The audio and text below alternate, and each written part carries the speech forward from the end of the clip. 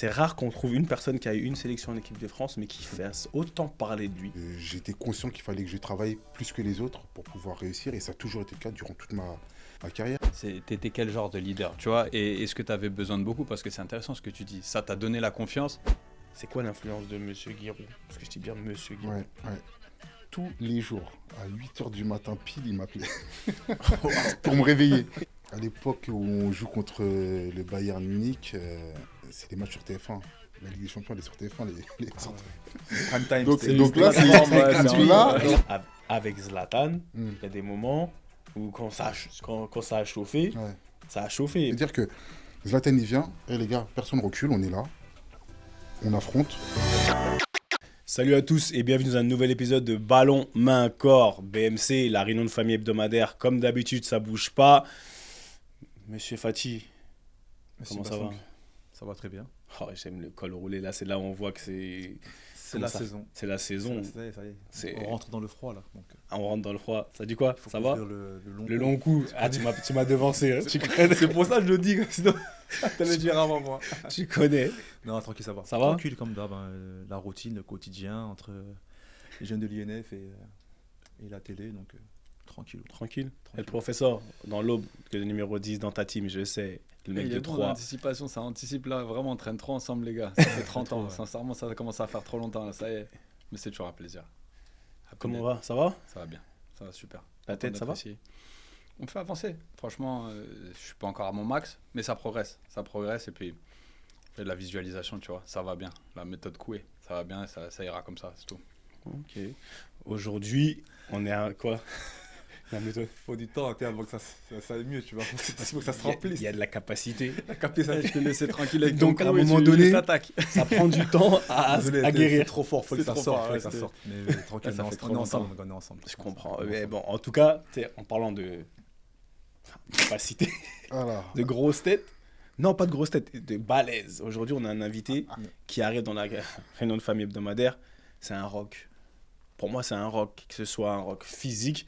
Et franchement, il y a très peu de personnes, quand je suis à côté, je dis, ça va se jouer au niveau physique. Si on allait au duel, ça allait jouer un rock physique, un rock mental. C'est rare qu'on trouve une personne qui a eu une sélection en équipe de France, mais qui fasse autant parler de lui, qui a marqué, pour moi, une génération à sa manière, on en a parlé. Et on va en parler dans tous les cas. Je vous demande d'accueillir. Et on accueille avec grand plaisir monsieur, dans la réunion de famille hebdomadaire, monsieur Michael Siani. Mika, comment ça va? Comment ça va? T'as flippé dans l'introduction? Tu m'as présenté comme Francis Ngannou, en fait.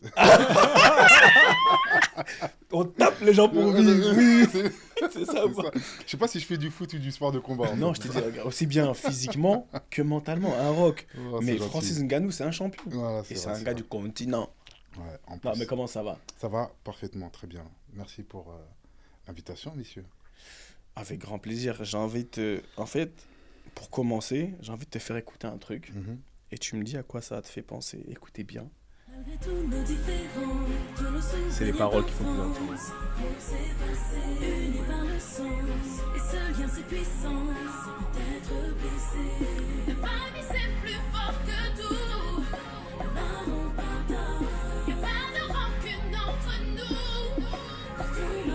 C'est fou comme on se ressemble. Grand frère, adolescent, tu étais mon exemple.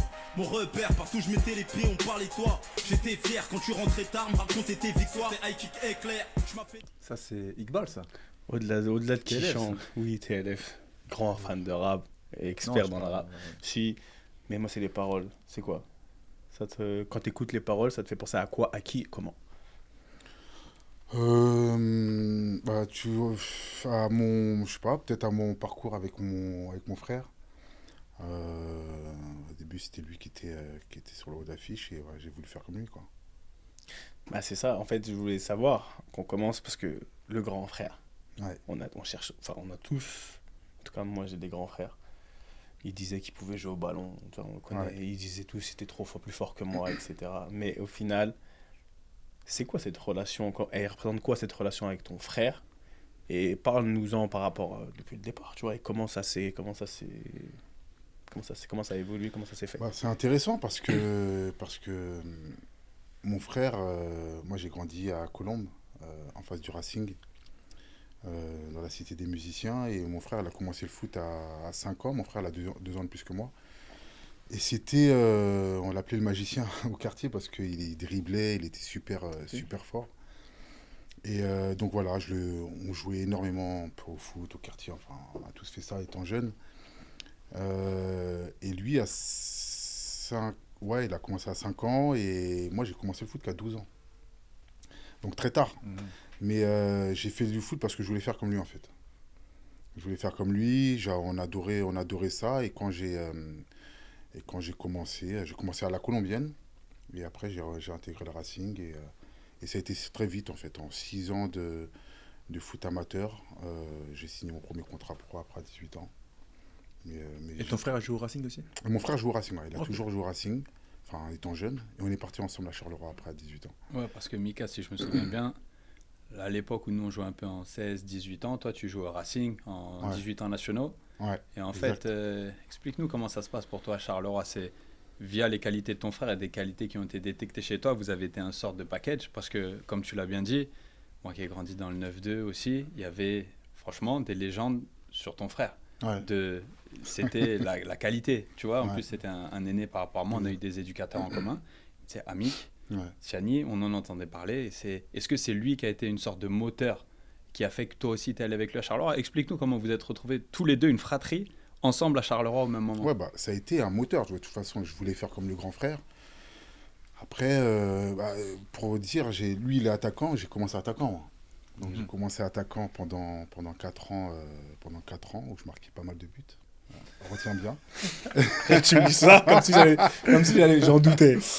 Non, et puis donc, je fais des tests à Sochaux par le biais du père de Karim Ziani. Ouais. Ouais, donc Rabat, c'était une famille avec laquelle on était très proches. Donc il me fait faire des tests à Sochaux, à Marseille et donc à Charleroi. Et Charleroi, c'était avec les pros. Moi, sortant du quartier, n'ayant pas fait de centre de formation, je décide d'aller là-bas. Sauf que la condition pour moi, c'était de partir avec mon frère. J'ai dit, je viens. Par contre, mon frère vient. Parce que j'étais persuadé qu'il pouvait faire quelque chose et qu'il allait... Ah, d'accord. Donc, du coup, voilà. c'est toi qui le fais venir. C'est moi qui le fais venir, voilà. C'est qualités qui te C'est moi qui le fais venir parce que okay. c'est moi qui le fais venir. Non, avec l'appui de Rabat Ziani. Hein. Et parce que pour moi, je savais qu'il avait les qualités pour être même au-dessus de moi. Moi, j'avais la chance de pouvoir avoir justement l'intérêt de Charleroi. Mais j'avais vraiment cette conviction de lancer mon frère aussi en même temps que moi. Et bon, après, ça n'a pas fonctionné parce que le club, il te veut toi, il ne veut pas forcément...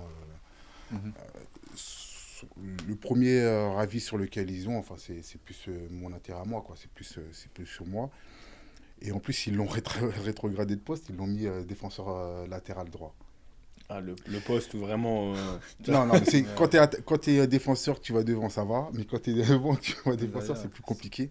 Moi, je l'ai bien pris. Alors, mon frère et moi, footballistiquement, bon, pendant des années, ça a été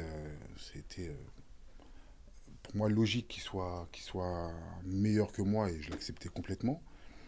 Mais on n'a pas du tout la même mentalité. Je veux dire que lui... Alors peut-être, hein, il était jeune aussi, sachant ses qualités, il pensait qu'il pouvait certainement passer par la grande porte, qu'il allait être demandé logiquement. Et moi, c'était beaucoup le travail. Donc conscient de certainement mes lacunes, sans être passé, en ayant commencé le football tard, en n'ayant pas fait de centre de formation,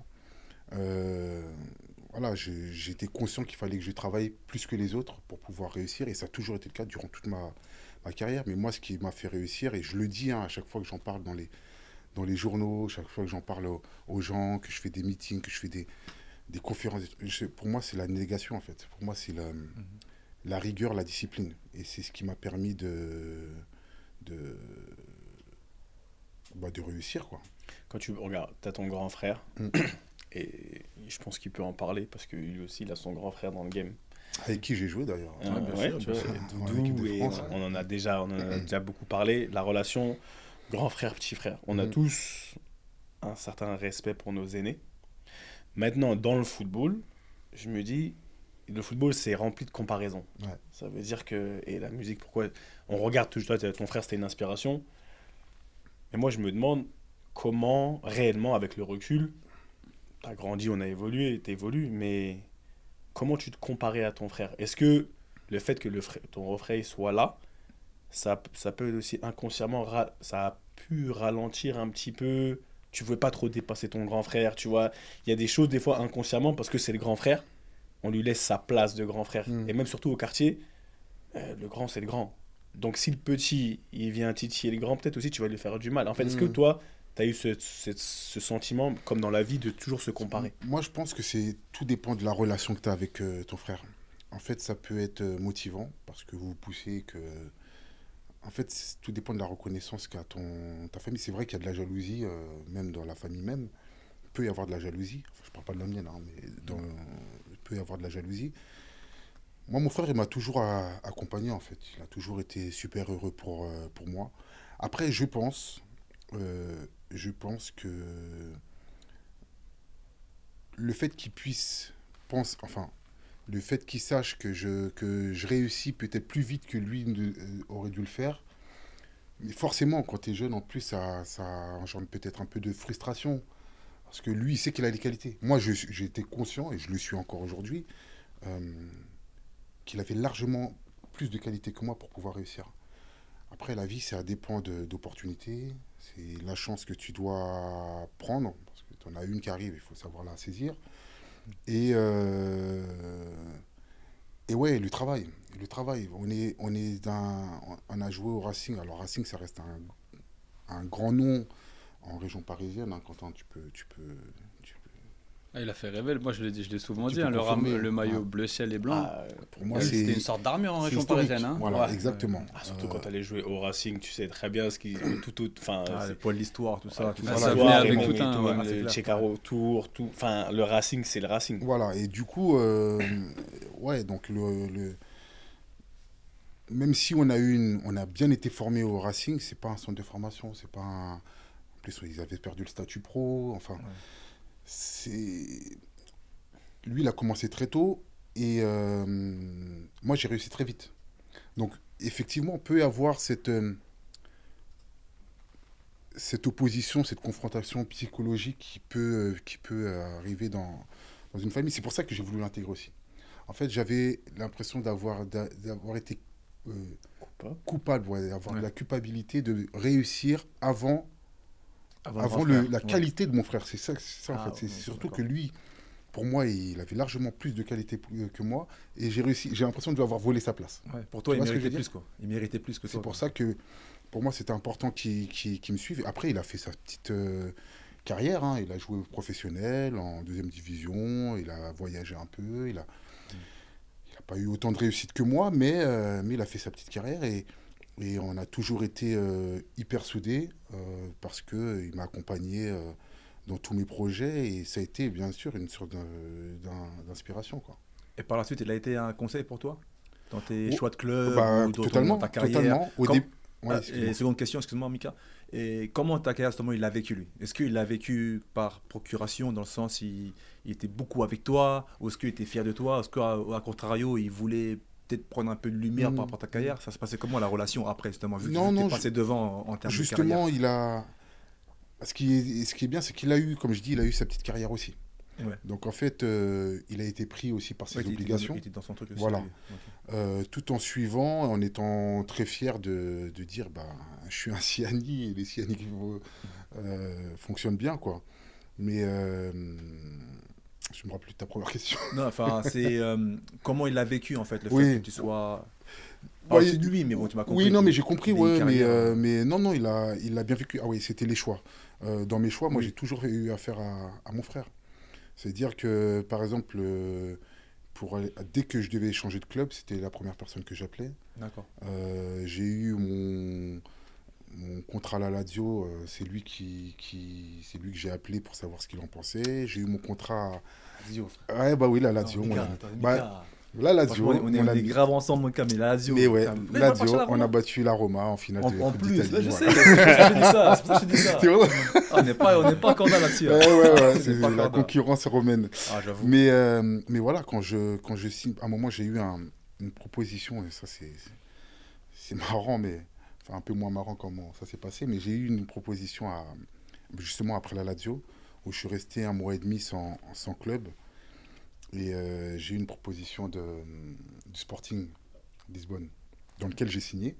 Mais c'était pas mon objectif, c'était pas mon plan de carrière de jouer au Portugal. Du coup, il y a eu des grosses négociations et tout. Et pendant ces négociations-là, j'étais H24 avec mon frère pour qu'il puisse m'orienter. Et c'est lui qui m'a orienté justement pour cette signature-là, parce qu'il m'a dit, bon, là, t'as pas de club. Tu vas être dans un club qui joue la Champions League, qui va jouer les premiers rôles, etc. Donc, même si tu n'aimes pas, joue 1 an, 2 ans, tu vois, tu seras toujours Dans le circuit, quoi. dans le circuit du très haut niveau. Donc, t'inquiète, fais-le et tout. Bon, après, ça s'est pas bien fait ça s'est pas bien passé au Portugal, mais voilà, il a toujours été de bons conseils et c'est toujours vers lui que je me suis retourné pour. Quand tu rencontres Charleroi, ça passe. Et quand tu rencontres, je vais l'appeler, l'ancien, le druide, là-bas, À Auxerre à Auxerre. Le père Foura. Ouais, le père Foura, exactement. Quand tu rencontres le père Foura, en fait, ton frère, on parle de ton frère, mais là, c'est pour avancer un petit peu. C'est un nouveau choix, c'est un nouveau step dans ta vie. Comment ça se passe et je veux savoir, au final, le père Foura, il a quelle influence Parce que ta carrière, pour moi, elle est au-delà de ta carrière, ce que tu représentes, ce que tu as fait. Parce que les carrières des gens, on peut en parler, on en parle beaucoup. Pour moi, c'est bien, mais ça veut pas tout dire sur l'homme que tu reconnais. Bien sûr. Maintenant, quand tu rencontres Monsieur Giroud, parce que pour ceux qui n'ont pas compris, on parle de Monsieur Giroud, c'est quoi l'influence de Monsieur Giroud? Parce que je dis bien Monsieur Giroud. Faut savoir que moi, quand je signe à Charleroi, je signe pour un contrat de 3 ans. Et déjà à 18 ans, mon premier objectif, c'est partir. C'est-à-dire de me montrer, pour moi, c'est un tremplin. De ne pas m'inscrire sur le long terme en Belgique. Pour moi, c'était de revenir très rapidement en France. Parce que, j'allais dire c'est personnel, mais ça a pu le devenir. Mais moi, ma mère est décédée en 99. J'avais 15 ans. Donc quand je pars à Charleroi, je pars vraiment où j'ai plus de repères, j'ai plus rien, c'est pas comme si j'ai eu l'habitude d'aller dans un centre de formation sans ma famille et tout. C'est pour ça que c'était important pour moi d'être entouré de mon frère.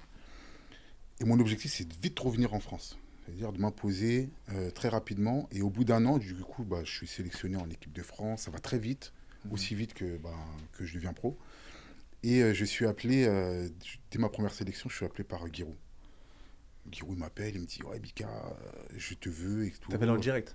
Il m'appelle direct, mais vraiment direct. Je dis « Ok, bon, ça m'intéresse. » Moi, j'étais chaud, tu vois. C'était l'Auxerre de Mexès, Boumsong, Cissé, tu vois. Oui, il y avait des joueurs. Capot et tout. J'étais hyper motivé. Et donc, on fait le tournoi, justement, avec ton frère à Toulon, qu'on gagne d'ailleurs. Donc, on fait super tournoi. Tous les jours, à 8h du matin pile, il m'appelait pour me réveiller. Alors, t'es debout, il faut que tu te lèves. Alors, t'es en forme, bon, je te veux. Ouais, mais incroyable. Et un harcèlement, comme mon père, mais vraiment, tous les jours, il m'appelait, je te veux.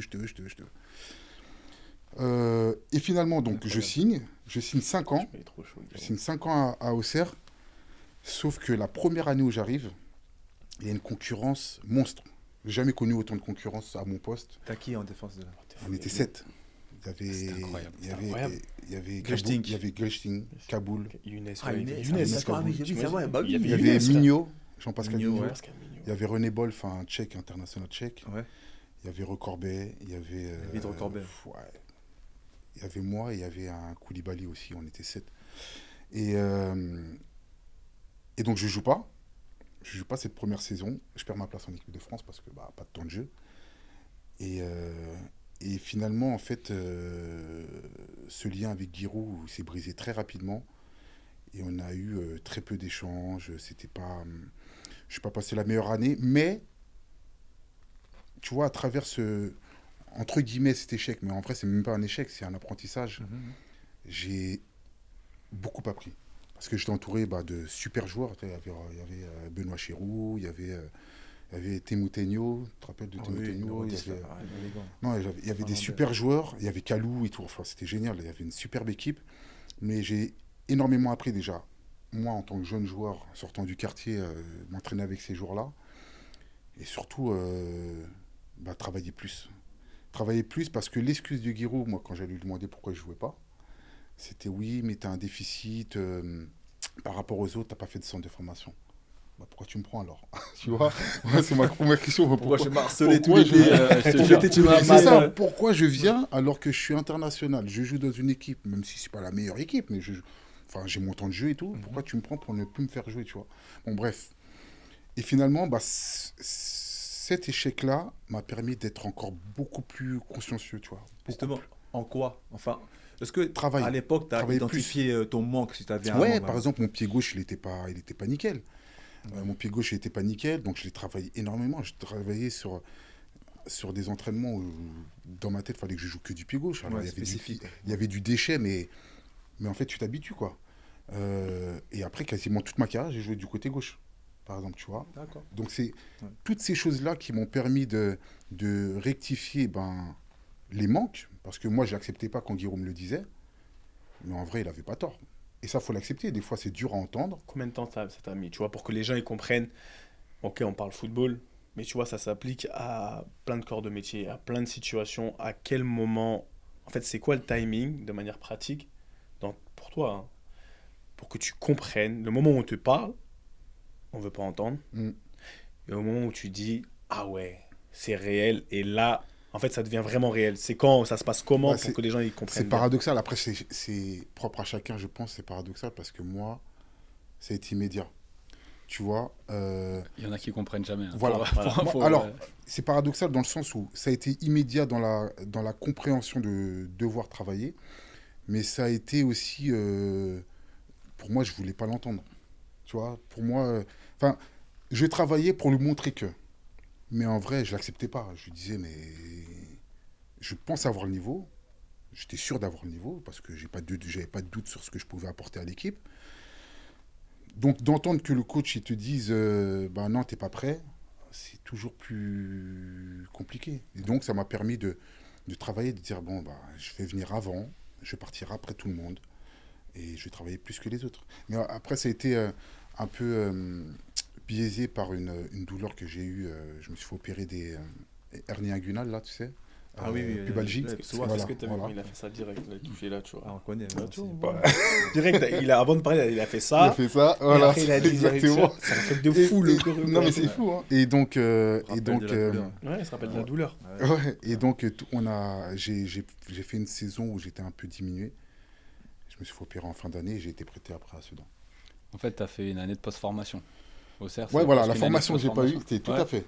Parce que quand on résume, c'est un fast track. En 6 ans, tu deviens pro, grosso modo. Ouais. Puis tout d'un coup, première année pro, c'est presque trop facile. Ouais. Tu t'imposes, sélection espoir, transfert. Et pour remettre vraiment dans le contexte, au CERF, c'est quelque chose à l'époque. C'est top 4 français. Exactement. C'est top 5. Nous, on jouait les matchs amicaux, les remplaçants 3 contre les remplaçants d'Auxerre. Juste ce match-là, il était sérieux, tu vois. Et du coup, est-ce que finalement, ça n'a pas été un mal pour Amiens et ça ne t'a pas préparé pour Sedan-Lorient ensuite? Tu as tout dit. Et je pense que je suis conscient de l'importance que ça a eu dans ma carrière. D'avoir ce passage un peu à vide, ce passage de difficultés psychologiques, physiques parce que j'ai joué sous la douleur. Et ce travail-là, en fait, cette discipline que j'ai mis dans mes entraînements pour pouvoir montrer justement à Giroud qui se trompait, ça m'est resté pendant toute ma carrière. Pourquoi? Parce que, en fait, sa phrase, c'est comme les parents quand ils te disent une phrase que tu te rappelles 30 ans après, tu te dis, putain, mais il m'a dit ça quand j'étais jeune et tout. Cette phrase-là, quand il dit, t'es en retard par rapport aux autres, je la garde encore jusque-là. Ah, ça résonne dans la tête. Mais c'est vrai, parce qu'en fait, je dis, ok, j'ai du retard, il faut que je te fasse plus que les autres. Et j'en étais conscient. Je dis, il a pas tort en vrai, parce que qui commence le foot à 12 ans finit pro, tu vois. Enfin, c'est très rare. Donc je sais que j'ai un parcours atypique, J'en suis conscient, mais ça a été une force pour moi et c'est ce qui m'a permis de faire la carrière que j'ai fait, quoi. C'est là où la force mentale, parce que les gens en parlent beaucoup. En fait, moi, pourquoi j'insiste, c'est parce que on dit beaucoup de mots. Ah, il faut travailler. Pour moi, ça veut tout et rien dire. Travail, ça veut dire quoi? Travailler. Toi, t'as pu l'identifier. Ouais. Alors là, il a dit que j'avais un retard. En fait, tu peux te mettre vraiment une image. Ok, en fait, en gros, les joueurs qui ont été au centre de formation, qu'est-ce qu'eux, ils ont que moi, j'ai pas. Donc là, tu sais sur quoi tu vas travailler. Parce que quand tu dis aux gens souvent, ah, il faut travailler, c'est une phrase bateau, ouais, sois fort. Non, mais en prenant Mika, imagine, il serait allé juste en muscu. Je pense que c'est pas exactement ce que tu avais besoin à l'époque. Tu comprends? Mais tu travailles quand même. Aujourd'hui et t'en encore. fais plus. Aujourd'hui, quand j'ai pas besoin. Non, mais tu vois comme mal identifié, ça peut être aussi un coup d'épée dans l'eau. Voilà pourquoi le travail, et moi je trouve que c'est la meilleure chose. Aujourd'hui, tu peux dire aujourd'hui, je pense, merci au père Foura, merci à papa. Parce qu'en fait, sans ce qui te semble être la pire des choses, la pire des injustices sur le moment, sans ça, bah, tu fais peut-être pas la carrière que tu fais, tu vois. Et tu deviens pas même l'homme parce que t'as développé, on te voyait jouer, on t'a vu jouer à la télé, on t'a suivi comme on s'est tous suivis. En fait, au-delà de la force physique, pour moi, t'étais pas qu'un joueur physique. En fait, ce que je veux dire, c'est que souvent les gens, ceux qui sont costauds, on leur dit ah putain, c'est une bête, tu vois, physiquement.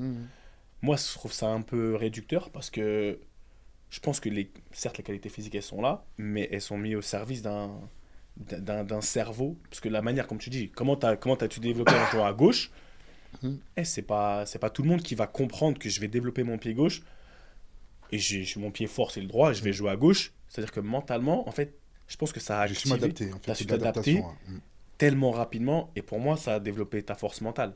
Maintenant, comment t'as fait parce qu'il y a des moments quand même, là t'es monté, après t'as eu ton truc, t'as eu ton petit setback, t'as descendu, t'es remonté.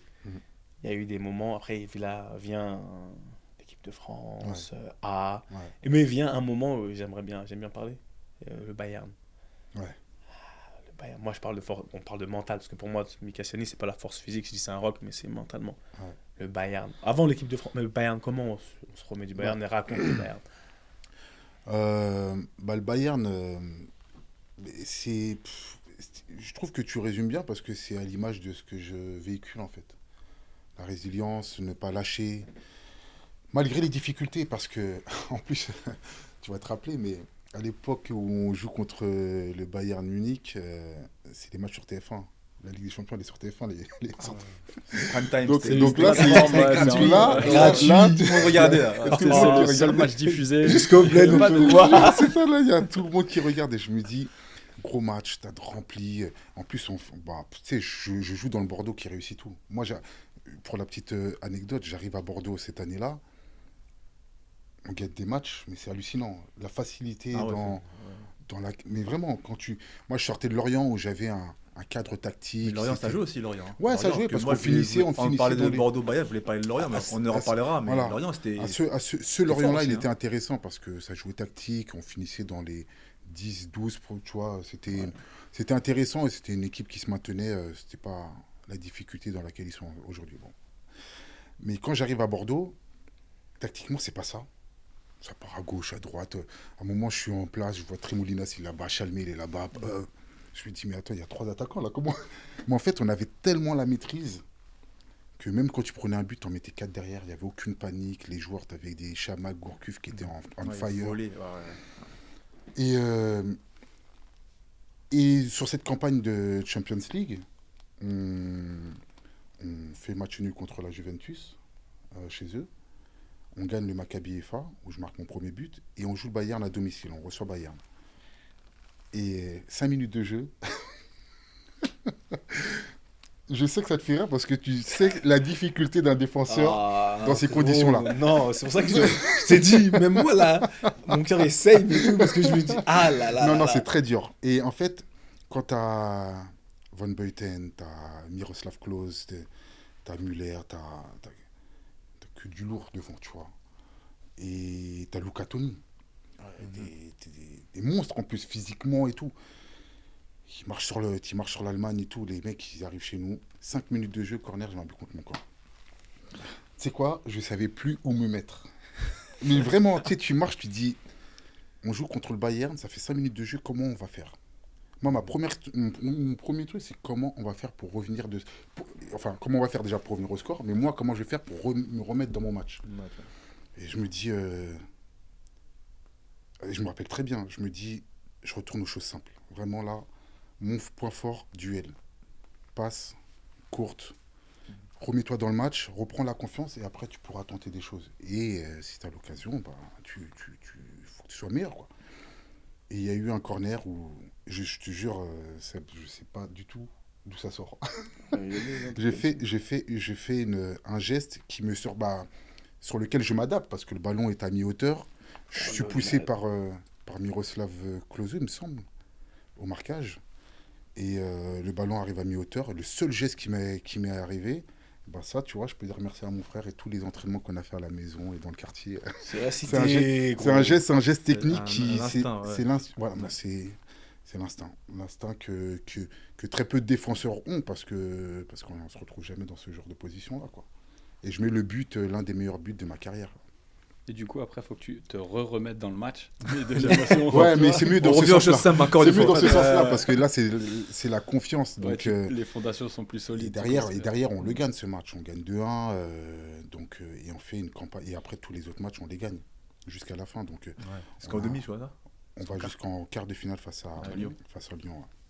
Ouais. Mais on gagne tous nos matchs. Championnat, on finit champion d'automne avec 11 ou 13 points d'avance sur Marseille. Enfin, on était... marché sur l'eau, ouais. C'était la bonne époque. Et justement, toute cette ascension-là m'a permis de toucher l'équipe de France. Tu dis ça comme si c'était l'équipe du... Ouais, c'est l'équipe de France. Frère. Vas-y, j'ai touché l'équipe de France. Après, bon, j'ai pas eu... Je suis reconnaissant vraiment d'avoir porté ce maillot des Bleus parce que c'est une fierté immense et quand tu l'as porté, tu peux te dire que tu fais partie des meilleurs Français au monde à ce moment-là précis.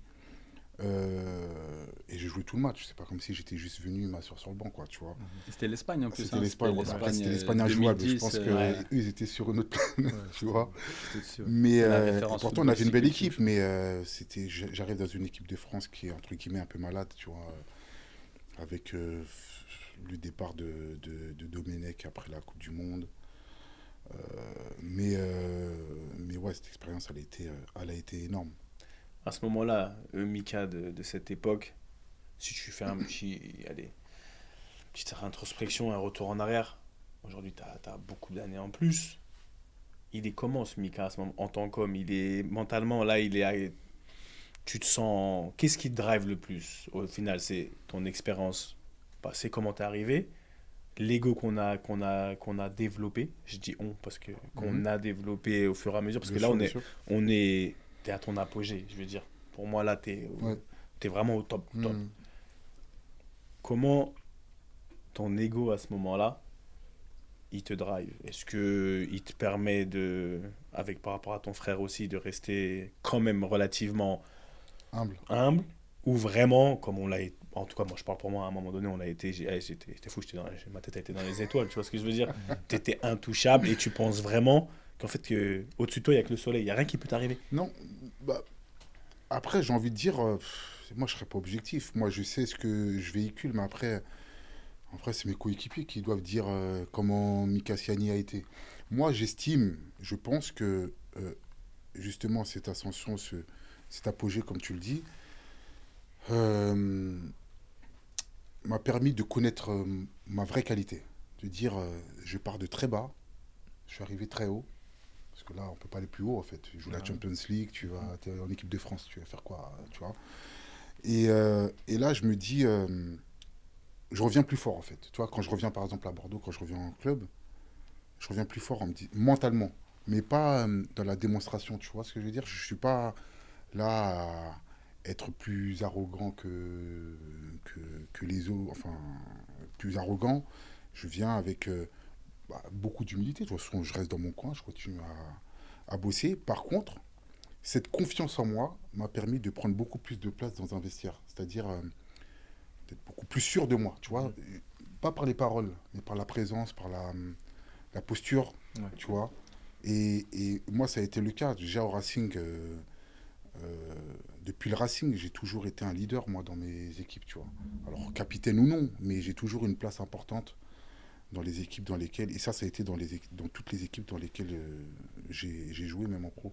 Et ce sujet m'intéresse beaucoup parce que on l'aborde souvent. Tu as le leader qui parle au bon moment quand le président vient de rentrer et qui se dit « Oh, c'est vraiment mon leader ». Et ensuite, tu as le leader qui se lève tous les matins et il veut aider son équipe, il veut servir le 26e qui il a déjà été dans ces baskets-là. Il se dit « Putain, le gars, il sait qu'il ne va pas jouer, il est remplaçant à l'opposition du mercredi. » T'étais quel genre de leader, tu vois? Et est-ce que tu avais besoin de beaucoup? Parce que c'est intéressant ce que tu dis. Ça t'a donné la confiance de vraiment t'installer encore plus comme un leader parce que tu sentais que ta parole portait plus et que tu pouvais...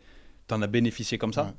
Bah, ce qui est important, c'est comment tu te positionnes et comment les gens te voient.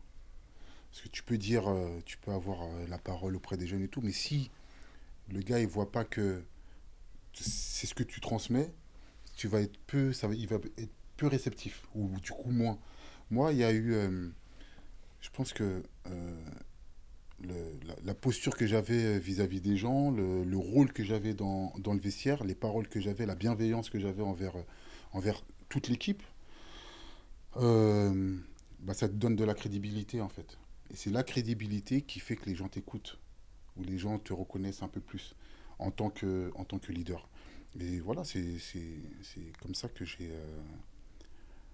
je me suis imposé dans un vestiaire, mais naturellement, en fait. C'était pas mon objectif de dire, ouais, je suis, mais c'est comme ça que je suis, en fait. Tu vois, là, j'avais une équipe en tant qu'entraîneur. Pour moi, l'importance, elle est du joueur qui, sur le papier, est le plus important, comme celui que je vais faire jouer. Il faut leur donner la même reconnaissance, parce qu'il faut que tout le monde soit impliqué. C'est la même chose dans un vestiaire.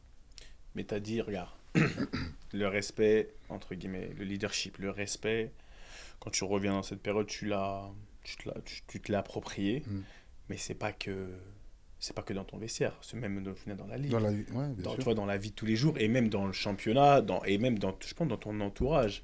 Je me rappelle parce que c'est bien, ça c'est le mec de quartier qui ressort, mais avec Zlatan, il y a des moments où quand ça a chauffé, ça a chauffé. Mais est-ce que le Mika, qui n'aurait pas potentiellement vécu tout ce qu'il a vécu, aurait pu tenir tête comme ça, comme d'autres n'auraient pas pu le faire?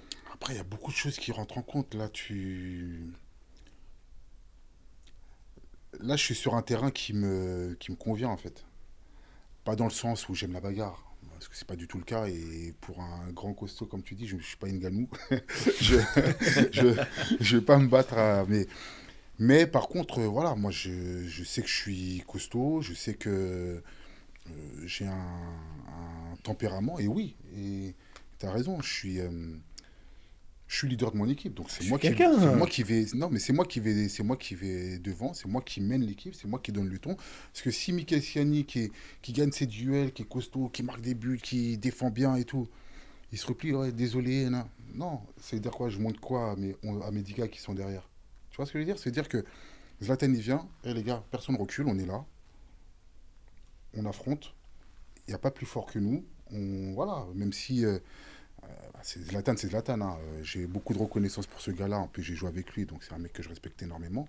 Mais sur le terrain, il n'y a pas d'amis. Sur le terrain, il faut montrer son tempérament et se faire respecter. Donc, il y a certainement un peu du quartier. Voilà, là, j'ai touché un truc qui t'intéresse. Non, mais il y a certainement un peu du... En plus, alors, il y a la confiance surtout, parce que la confiance... Moi, quand je joue au Parc des Princes, il y a 50 personnes, je mets 50 billets. Hein. Ah oui. Donc, j'ai un coin dans la tribune où tu sais que c'est quand je marque, et je vais sur ce carré-là, et il y a 50 personnes qui crient. Tu vois, ça m'est arrivé. Donc non, quand je jouais à Paris, je faisais plaisir vraiment à tout mon entourage. Et donc, je savais... En plus, lui, il venait d'arriver. Ça veut dire que j'ai dit, mais en fait, il y a plus de monde qui va me voir que toi. Donc voilà. C'est chez moi ici. C'était marrant, non, mais c'était marrant. Et du coup, Zlatan, quand tu te retrouves avec lui à LA, comment ça se passe? Il te reconnaît direct? Ouais. En plus, il est assis vraiment, comme je suis assis à côté de toi, dans le vestiaire.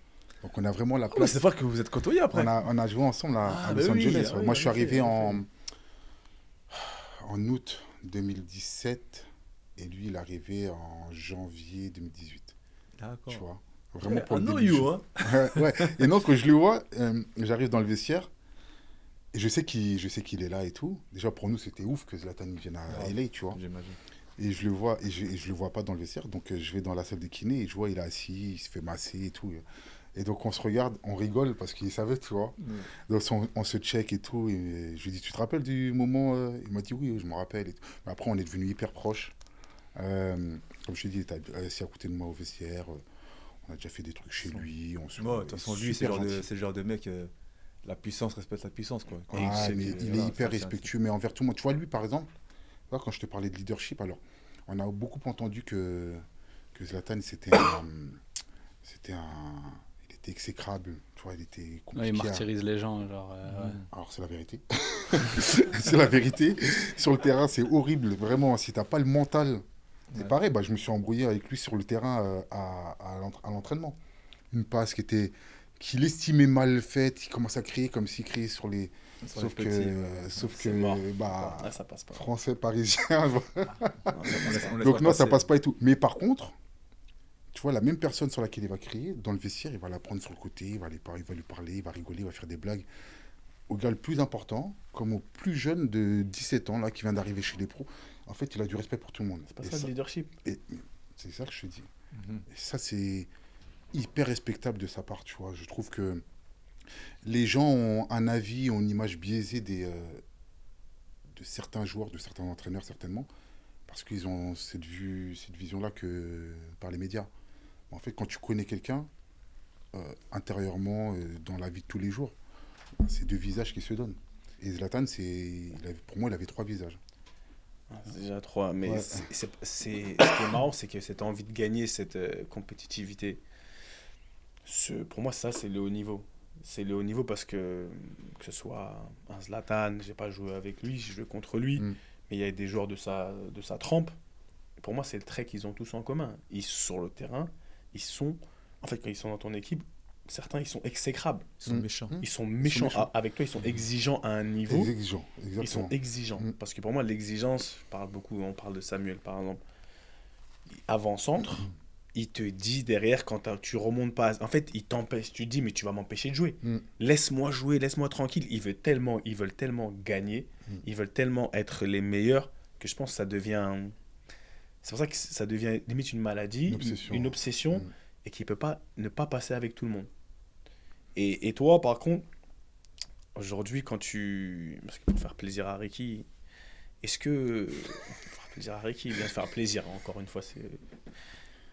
L'Italie. L'Italie.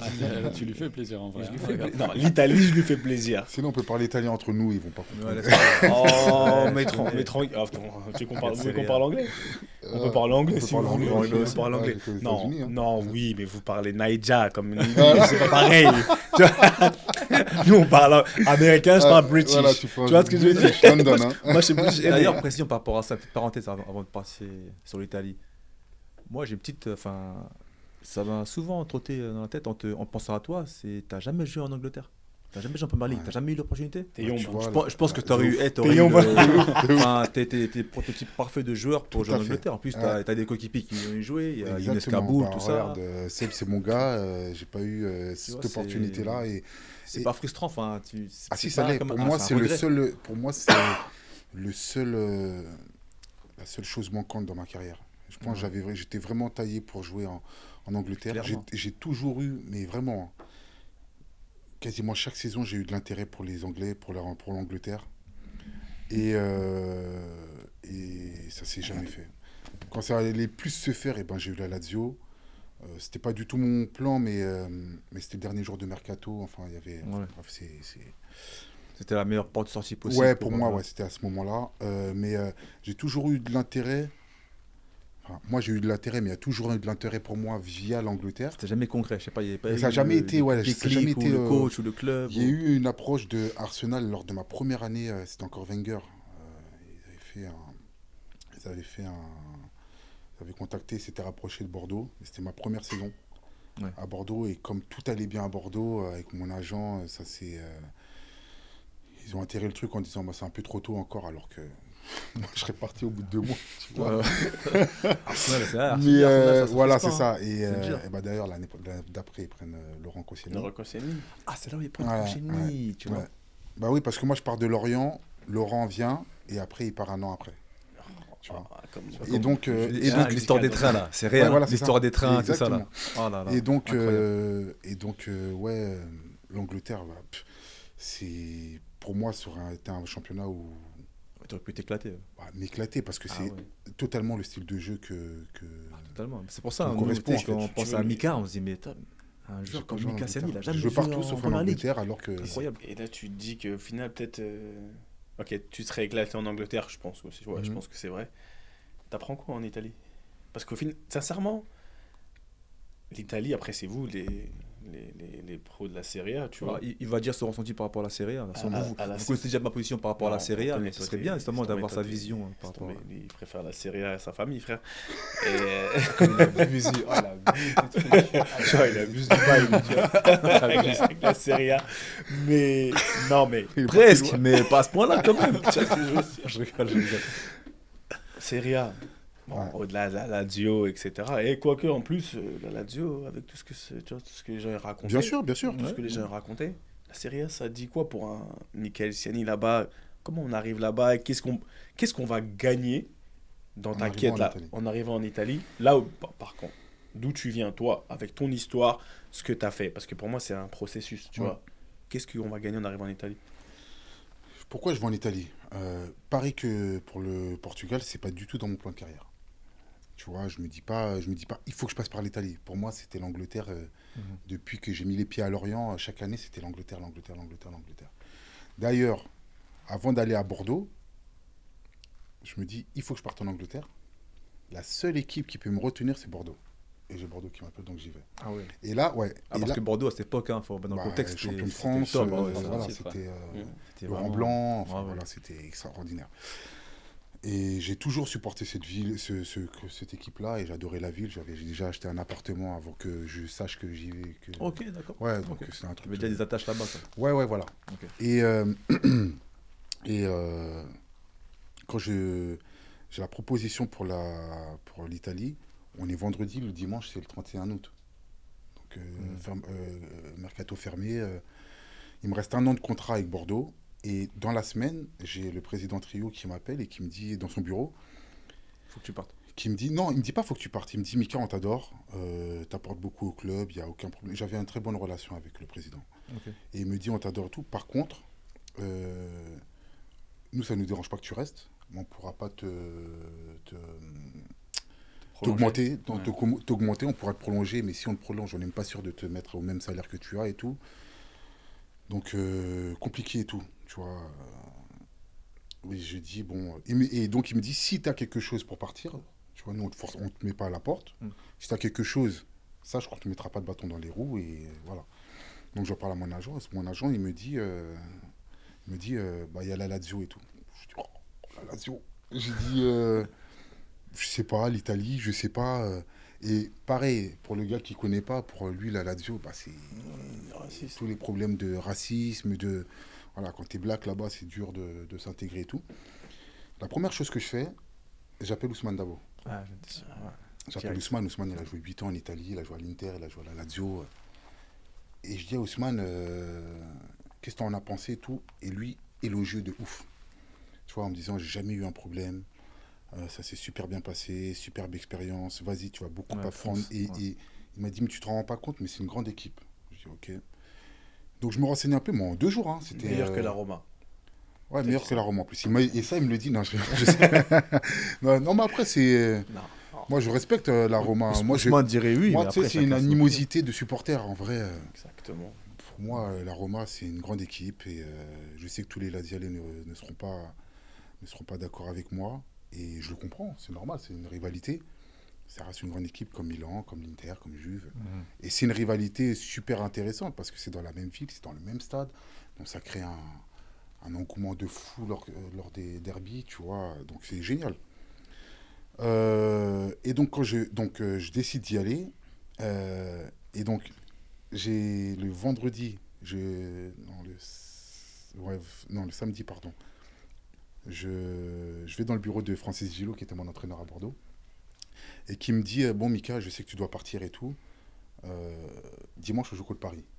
À Paris. C'était ce fameux match avec Zlatan et tout.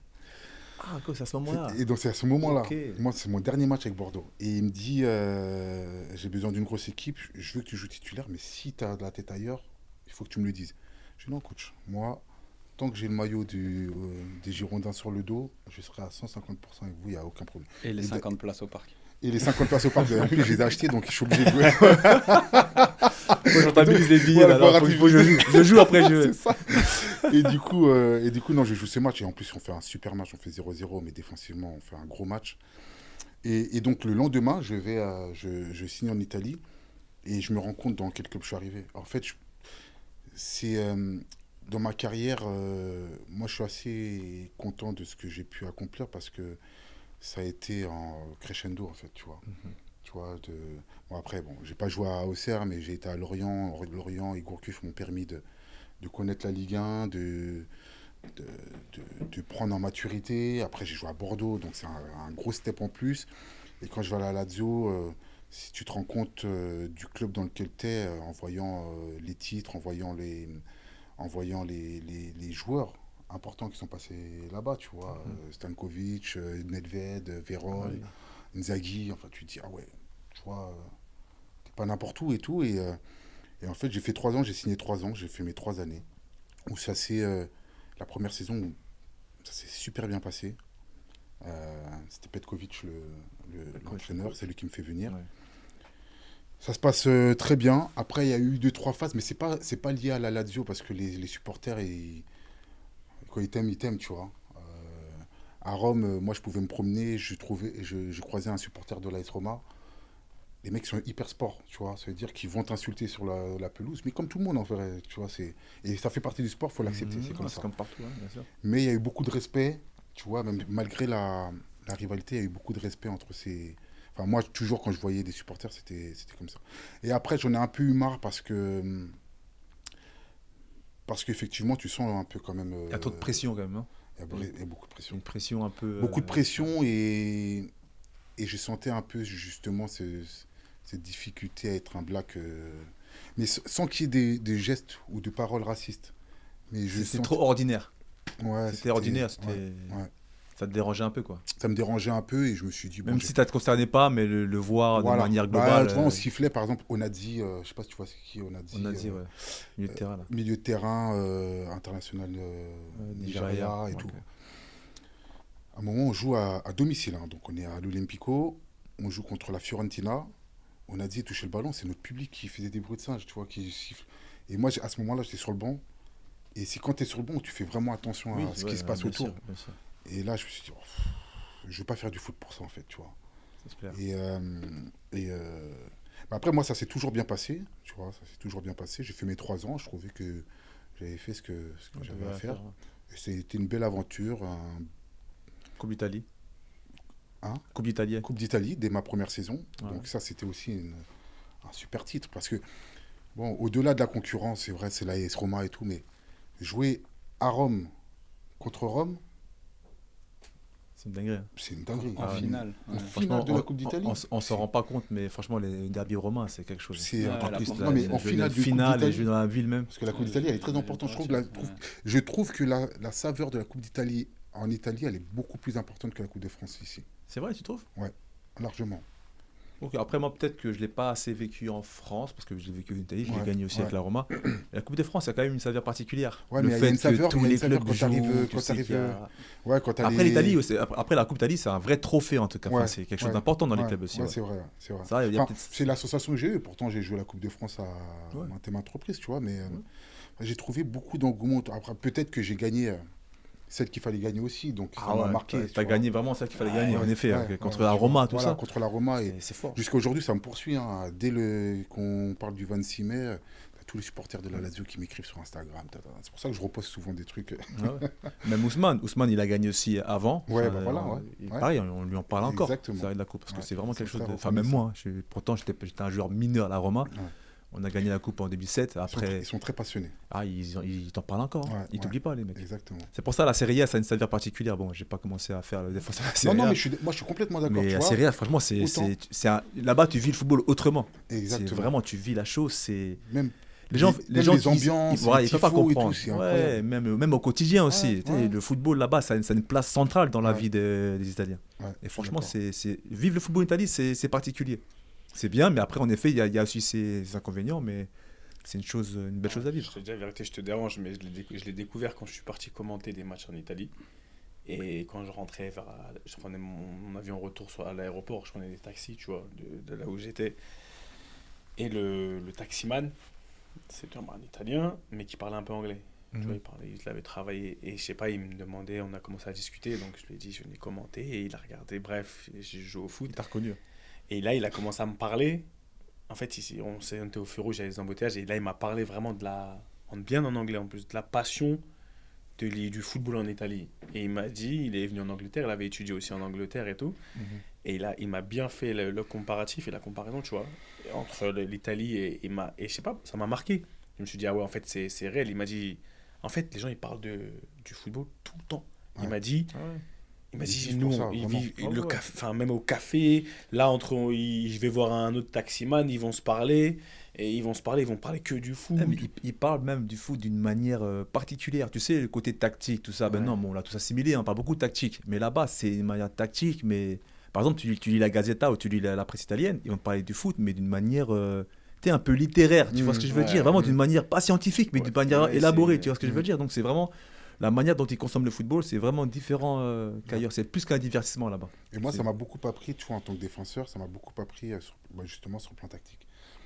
Tu vois, sur le plan tactique, je trouve que je me suis beaucoup amélioré en étant... C'est pas une légende. Non, sur la concentration, on faisait des entraînements. Le jeudi, tu faisais 1 heure de tactique sans ballon. Quand en France, tu fais tennis-ballon devant le but. Mais c'est ça. Mais je te jure, tu apprends... J'ai beaucoup appris. C'est vraiment le club qui m'a bien formaté sur le. Est-ce que ces expériences-là t'ont permis... En fait, est-ce que tu coaches comme tu jouais? Avec tout ce que tu as fait? Oui. Ah oui. Mais avec tout ce que tu as fait maintenant quand tu coaches? C'est toutes ces expériences-là qui me permettent d'être le coach que je suis aujourd'hui. T'es quel genre de coach? Je suis le coach qui a envie d'avoir un joueur. Pourquoi? Parce qu'il y a des coachs, et on en a connu un tas.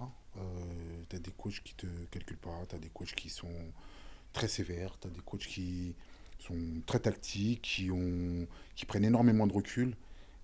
Moi, ce que je voulais avoir, et ce que je pense que la plupart des joueurs veulent avoir, c'est un coach qui te parle, un coach qui te met en confiance, que tu joues pas, mais qui a de la considération pour toi. C'est-à-dire que moi, j'essaie d'avoir de l'approche envers tous les joueurs que j'ai. C'est-à-dire mettre sur un pied d'égalité tous les joueurs. Parce que si je fais appel à toi après 5 matchs, je veux que tu donnes la même chose que le gars qui a joué les 5 premiers matchs, tu vois. C'est mentalement, en fait. C'est une approche. Si tu vas avoir... en fait, si tu es un joueur, entre guillemets, moyen, mais que tu as une grosse considération de ton coach, le mec, il va tout donner pour toi. Tu comprends? Et si, au contraire, tu te dis, je ne vais pas lui parler, je vais le mettre de côté parce qu'il ne m'intéresse pas, le jour où tu vas avoir affaire à lui, tu vas faire appel à lui, le mec, il va être sous pression et tout, alors il faut le mettre en confiance, tu vois. Donc moi, toutes ces expériences-là, tu vois, par exemple, encore une fois, Giroud, c'est la base de tout. La non-considération de Giroud m'a permis de comprendre ce que je ne voulais pas vivre et ce que je ne voulais pas faire vivre à mes joueurs. Donc c'est comme ça que je suis en tant qu'entraîneur. Et oui, évidemment, toutes ces expériences... pour moi, mon mentor dans le football, c'est Christian Gourcuff, tu vois. J'ai beaucoup appris. C'est aussi plus que Laurent Blanc. Plus que Laurent Blanc. J'ai fait plus d'années avec Christian. Ouais. Et tu vois, je suis d'accord avec ce que pensent les gens. C'est quelqu'un qui est difficile à cerner parce qu'il ne parle pas beaucoup, il est un peu froid, il a le visage fermé et tout. Et moi, j'ai eu une connexion avec ce monsieur qui a été... qui m'a suivi tout le temps, tu vois. Donc je m'inspire beaucoup de ce que m'a appris un Christian Gourcuff. Je m'inspire Alors, non pas du côté tactique de Laurent Blanc, mais du recul et de la posture du président, quoi, de sûr. l'homme qu'il est, tu vois, par rapport à sa carrière, par rapport à l'image qu'il dégage. Pareil, hein, il y en a qui critiquaient un peu ce côté un peu, voilà, un peu distant, mais au contraire, c'est une force. Mais c'est une force parce que, après, c'est une force quand tu es avec la bonne personne. Lui, il était avec Jean-Louis Gasset. Gasset était fort. À l'époque, mais Jean-Louis Gasset, il était fort avec Laurent Blanc était fort avec Jean-Louis Gasset. Je pense pas que... Ouais, c'était un vrai binôme, quoi. Voilà. Ouais. Comment on dit C'était c'était compatibilité. Italien, si tu veux. Voilà. Je sais même pas comment dire compatibilité. Ça, c'est la rage qui a parlé, tu vois. Tu l'as dit italien, vas-y. Compatibilité. Et du coup, ouais, non, j'ai adoré ce binôme, j'ai adoré travailler avec eux. Mais tu vois, je le prends aussi comme expérience. Après, il y a toutes ces 3 ans passés, parce que j'ai eu 3 coachs en 3 ans en Italie. Et ces 3 ans passés en Italie qui m'ont beaucoup appris et que je garde en tête justement pour être un bon coach. Tu marchais un peu chez tout le monde, quoi. Ouais. Il faut, ça fait partie de l'expérience. C'est comme ça. Tu m'as enlevé la transition, parce qu'en fait, là, dans tes réponses, normalement, ce qui suit là... Ah, t'es dégoûté. Non, c'est pas que je suis dégoûté, c'est que... Normalement, on va avoir des questions, des fire questions, tu vois. Fire questions, c'est des trucs, des questions rapides. Ouais. T'as vu? Et Excuse-nous, tu réponds. Excuse-nous, londonien. Excuse-nous. Je vous excuse. Donc, ne vous inquiétez pas. Que ce soit par rapport à... On va te poser des questions tous les 3. Fait en italien, fuoco. Fuoco. Comment on dit question? Vas-y. Demande. Ok. Et éclaté, je te jure. Laisse-les. Et vous parlez italien, vous dites, oh, c'est beau. Ouais, les anglo-saxons. Après, c'est le premier à me dire, ah, la pasta, oh là là, j'étais à l'Atalanta, j'étais à Bergame, là, oh là là, la Dolce Vita. La Dolce Vita. Non, en vrai, c'est trop stylé. C'est trop stylé. Je te jure, vraiment. On va avoir des questions rapides, que ce soit sur tes entraîneurs. Enfin, questions rapides. T'as pas le temps de réfléchir, tu dois répondre vite. Très vite. Okay. Que ça soit... on va ouvrir, normalement on fait avec des entraîneurs ou pas, mais que ce soit des entraîneurs ou des moments de ta vie. Ok. D'accord? Je vais essayer. On est bon? Je vais essayer. On est bon? Et le professeur? C'est bon? Feu. Le match qui a tout changé dans ta carrière? Bayern Munich, ouais. Ce match, je dis juste le nom ou Non, t'expliques pas. Ok. Tais-toi. Moi, j'ai une bonne question. Bayern. Un match que tu voudrais rejouer. Tu vois, un match, c'est peut-être qui peut changer ta carrière. Ouais, la France. Bah oui. En plus, on n'a pas assez parlé de la sélection. Frère, fallait parler. On arrive pour la fin. La France, ouais. Le match de l'équipe de France. Et je suis obligé d'expliquer, Ouais, excuse-moi. Non, alors, bien sûr. Alors, ça dure 2 secondes. Mais non pas par ce que j'ai fait sur le terrain, mais juste parce que j'ai eu une action en tête où je sais que je peux marquer. J'ai pas marqué. Mais ça aurait encore changé beaucoup de choses. Après, perdre contre l'Espagne à ce moment-là, c'était pas une honte, ils étaient au-dessus de nous. Ton plus gros défaut? Dans la vie ou dans le foot? Ouais, c'est ça que j'allais dire. La vie ou dans le foot? Tu choisis les deux. Mon plus gros défaut, disons que c'est plus le cas, mais ça a été... j'étais têtu. C'est une bonne chose. L'embrouille que tu aurais voulu ne pas avoir? Il n'y en a pas. Elles sont toutes justifiées et en même temps, ça donne le trait du caractère et ça fait partie du métier. J'ai aucune animosité contre toutes les personnes contre qui je me suis embrouillé. Ok. Ton meilleur partenaire de défense? Parce que tu as eu des belles paires quand même. Ouais, c'était pas le meilleur avec qui j'ai joué, mais c'était celui avec qui je m'entendais le mieux, c'était Marc Planus.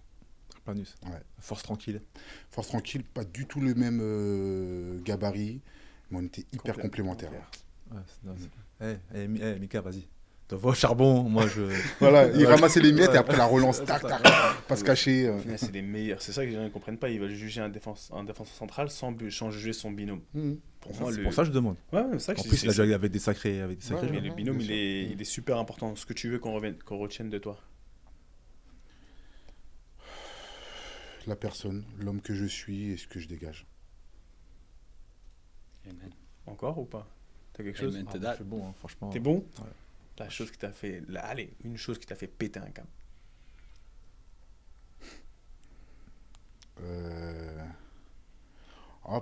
J'ai deux choses. Mais en vrai, non, la première, c'est pas vrai. J'allais dire cette expérience à Giroud, parce que j'ai pété un câble pendant un an, c'était dur. Mais en vrai, ça m'a permis d'être ce que je suis. M'a fait péter un câble, cette expérience, cette mini-expérience au Portugal. Ouais, c'était très dur. Là. Ouais. Ok. C'est bon. Enfin, ça passe. C'est très bien.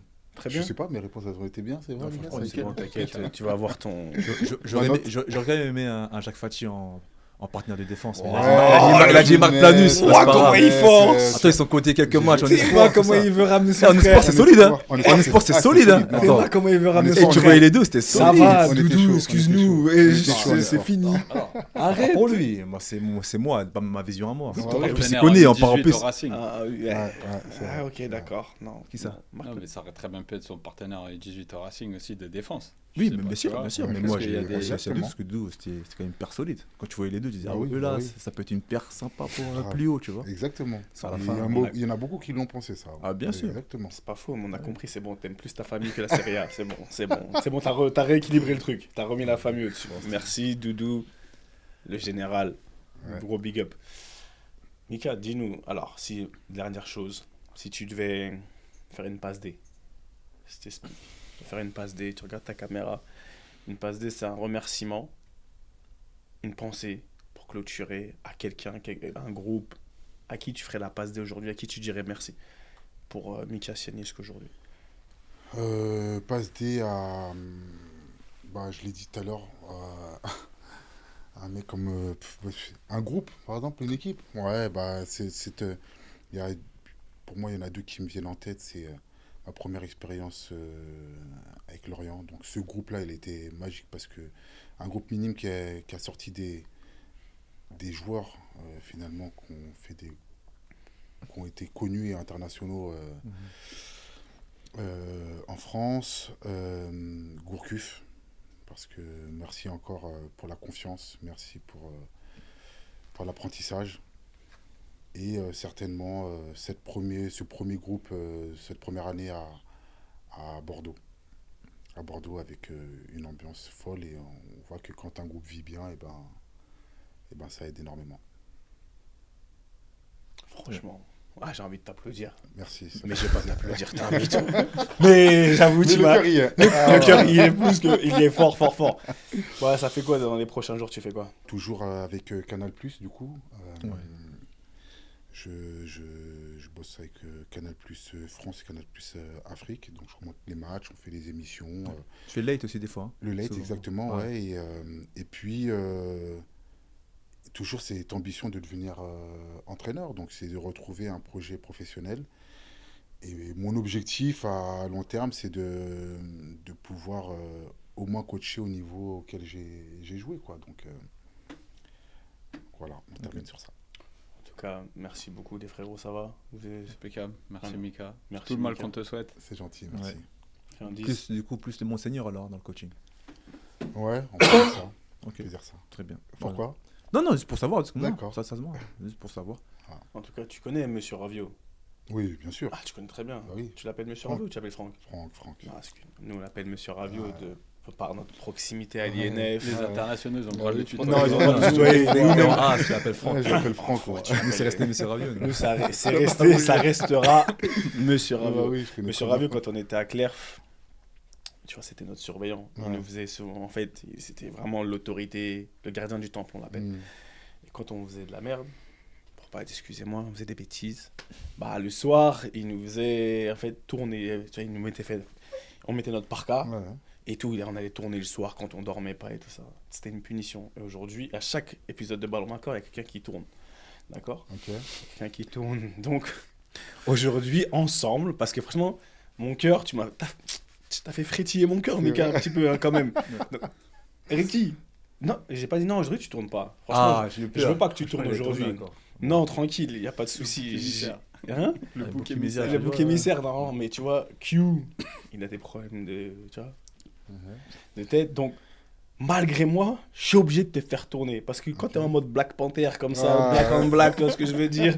Et là, Black on Black, Monsieur Ravel aurait dit Monsieur Siani, même si tu étais balèze, tu vois, Monsieur Siani, basket, parka, allez hop, vous tournez, c'était ballon main encore. Merci beaucoup, à la semaine prochaine, on est ensemble. Q. One love.